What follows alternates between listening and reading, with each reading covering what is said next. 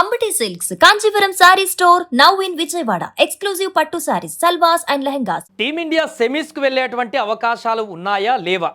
నిన్న West Indies ఆడినటువంటి విధ్వంసకరమైనటువంటి batting తోటి team India almost ఇక సెమీస్ ఆశలు గల్లంత అయ్యేటువంటి పరిస్థితి ఏర్పడినట్టుగా కనపడుతోంది. అంతకుముందు సౌత్ ఆఫ్రికా మీద ఓడిపోయినప్పుడే సంక్లిష్టంగా మారాయి. బట్ ఒక హోప్ ఉంది, ఈజీగా వెళ్ళేటువంటి ఒక ఆప్షన్ ఉంది అని అనుకున్నాం. కానీ నిన్న వెస్టిండీస్ ఆడినటువంటి భీకరమైనటువంటి ఆట తీరుతో ఇక టీమిండియా దారులు మూసుకుపోయినట్టే అనేటువంటి విషయం కొంత క్లారిటీకి వస్తుంది. అది ఎలాగనేది మనం ఒకసారి చూద్దాం. ఎందుకంటే ఇప్పుడు వెస్టిండీస్ నిన్న జింబాబ్వే మీద 107 పరుగుల తేడాతోటి భారీ విజయాన్ని సాధించింది. దీంతో 2 పాయింట్లు రావడమే కాకుండా +5.3 నెట్ రన్ రేట్ వచ్చింది వీళ్ళకి. +5.3 నెట్ రన్ రేట్ వెస్టిండీస్ సంపాదించింది, మొదటి ప్లేస్లో ఉంది. సౌత్ ఆఫ్రికా ఆల్రెడీ మన మీద గెలిచి +3.8 నెట్ రన్ రేటు వీళ్ళు సంపాదించారు. అందరికి ఒక్కొక్క మ్యాచ్ అయిపోయింది. India 0, Zimbabwe 0. Net run rate మనది -3, వీళ్ళది -5. నిన్న మనం మాట్లాడుకున్నట్టు ఒకే ఆప్షను టీమిండియాకు ఉన్నటువంటి ఒకే ఒక ఆప్షను, మిగతా 2 మ్యాచ్ల్లో సౌత్ ఆఫ్రికా వెస్టిండీస్ మీద, జింబాబ్వే మీద గెలియాలి, ఇంకా వేరే ఆప్షన్ లేదు. లేదా సౌత్ ఆఫ్రికా మిగతా 2 మ్యాచ్లు ఓడిపోవాలి, వెస్టిండీస్ మీద, జింబాబ్వే మీద. జింబాబ్వే నిన్న ప్రదర్శన చూసిన తర్వాత సౌత్ ఆఫ్రికా అలా ఓడిపోతుంది అనుకోవడం కొంత అతిగా మనకు కనపడుతుంది. కాబట్టి ఫస్ట్ ఆప్షన్కే పోదాం. సౌత్ ఆఫ్రికా 2 ఖచ్చితంగా గెలవాల్సిందే, మిగతా 2 వెస్టిండీస్ మీద, జింబాబ్వే మీద. గెలిస్తే వీళ్ళకి 6 పాయింట్లు వస్తాయి సౌత్ ఆఫ్రికాకి. వెస్టిండీస్ నిన్న జింబాబ్వే మీద గెలిచింది కాబట్టి ఒకవేళ సౌత్ ఆఫ్రికా ఓడిపోతే -2 అవుతాయి. ఇండియా మీద ఓడిపోతే ఇదే 2 పాయింట్లతోటి అలాగే ఉంటుంది. ఇండియా నెక్స్ట్ 2 మ్యాచ్లు వెస్టిండీస్ మీద, జింబాబ్వే మీద కంపల్సరీగా గెలవాల్సిందే, ఇక వేరే ఆప్షన్ లేదు. అప్పుడు 4 పాయింట్లు వస్తాయి. అప్పుడు జింబాబ్వేకి 0 అవుతాయి, వెస్టిండీస్కి 2 పాయింట్లు అలాగే ఉంటాయి. వెస్టిండీస్ మీద సౌత్ ఆఫ్రికా గెలుస్తుంది, ఇండియా కూడా గెలుస్తుంది కాబట్టి వాళ్ళకి 2 పాయింట్లు అలాగే ఉంటాయి. సౌత్ ఆఫ్రికా మిగతా జింబాబ్వే మీద, వెస్టిండీస్ మీద గెలిస్తే 6 పాయింట్లు వస్తాయి. టీమిండియా వెస్టిండీస్ మీద, జింబాబ్వే మీద గెలిస్తే 4 పాయింట్లు వస్తాయి. జింబాబ్వే 3 మీద ఓడిపోతే 0 పాయింట్లు వస్తాయి. కాబట్టి ఈజీగా ఇక్కడ సెమీస్కి సౌత్ ఆఫ్రికా, ఇండియా పోవడానికి రూట్ క్లియర్ అవుతుంది. నెంబర్ 1 ఆప్షన్ నిన్న చెప్పుకుంది ఇది. కానీ ఇప్పుడు పరిస్థితి మారిపోయింది. వెస్టిండీస్ చూసినటువంటి ఆ విధ్వంసకరమైనటువంటి బ్యాటింగ్ చూస్తే వాళ్ళు ఓడిపోయేలా కనిపిస్తలేరు. అసలు వాళ్ళ మీద మనం గెలవడానికి ఎంత కష్టపడాలనేటువంటి క్వశ్చన్ నిన్న మనకు ఏర్పడింది. ఏం కొట్టుడు అది, ఏం కథ? 254 పరుగులు ఈ వరల్డ్ కప్లోనే అత్యధిక పరుగులు కొట్టినారు. ఒక్కొక్కడు వస్తున్నాడు, వచ్చినట్టు కొడుతున్నాడు, మొత్తం గాల్లోనే బాళ్ళు. ఆ కొట్టడం చూసి అక్కడ ఉన్నటువంటి ప్రేక్షకులు, స్టేడియంలో ఉన్న ప్రేక్షకులు కేరింతలు పెట్టి వాళ్ళ నోళ్ళే అరసిపోయినాయి కావచ్చు, అంత విజృంభించారు.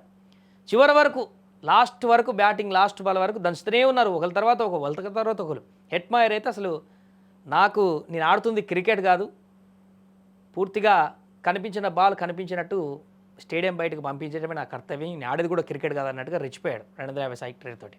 ఈ విధ్వంసకరమైనటువంటి బ్యాటింగ్ చూస్తే అంత ఈజీ కాదు వెస్టిండీస్ సౌత్ ఆఫ్రికా వెస్టిండీస్ మీద గెలవడం, ఇండియా సౌత్ ఆఫ్రికా మీద గెలిచేటువంటి పరిస్థితిని ఈజీగా తీసుకోవడం. కాబట్టి ఇక్కడ ఇప్పుడు టఫ్ అయిపోయింది. ప్లస్ మళ్ళీ 5 నెట్ రన్ రేట్ వెస్టిండీస్కి వచ్చేసింది. నెంబర్ 1 ఆప్షన్ అయితే ఓకే.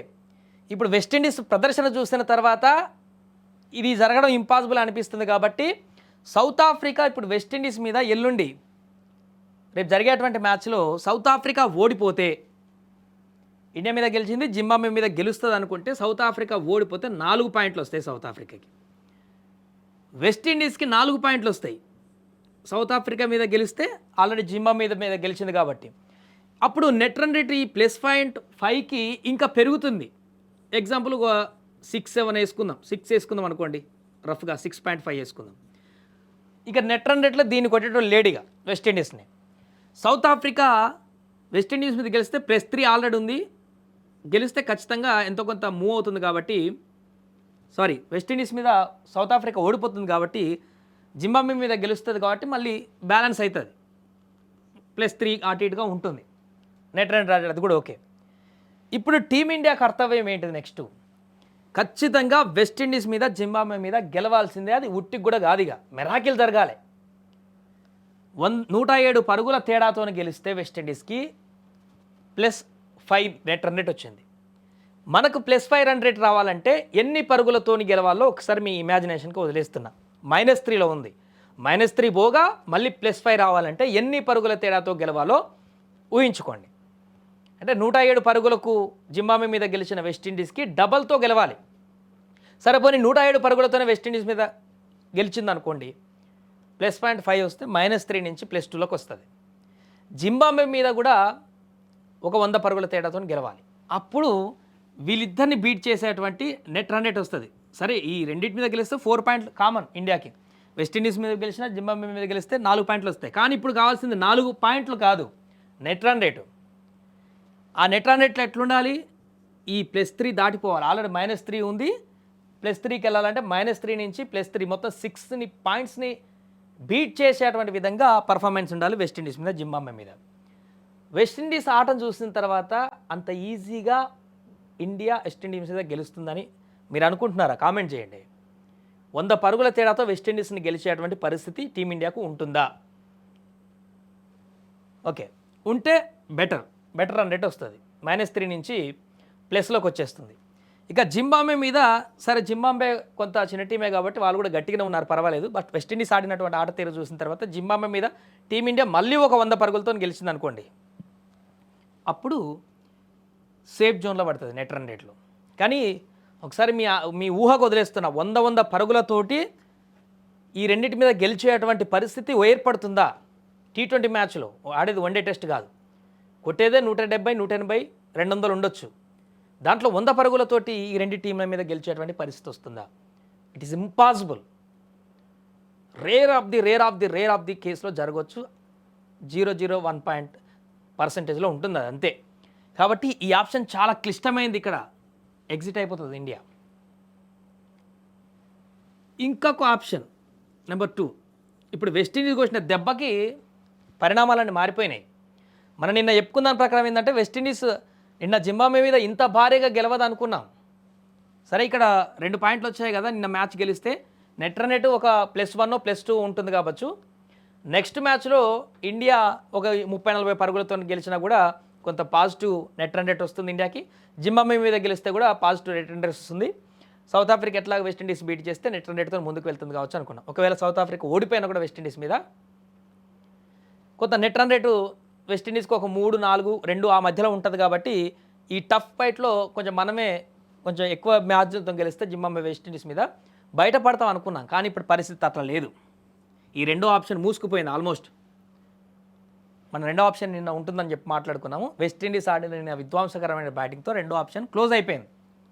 అంటే ఉంది, బట్ 0.01% మాత్రమే. ఇది ఇంపాసిబుల్ టాస్క్ అయిపోతుంది ఏదైనా మెరాకిల్ జరిగితే తప్ప.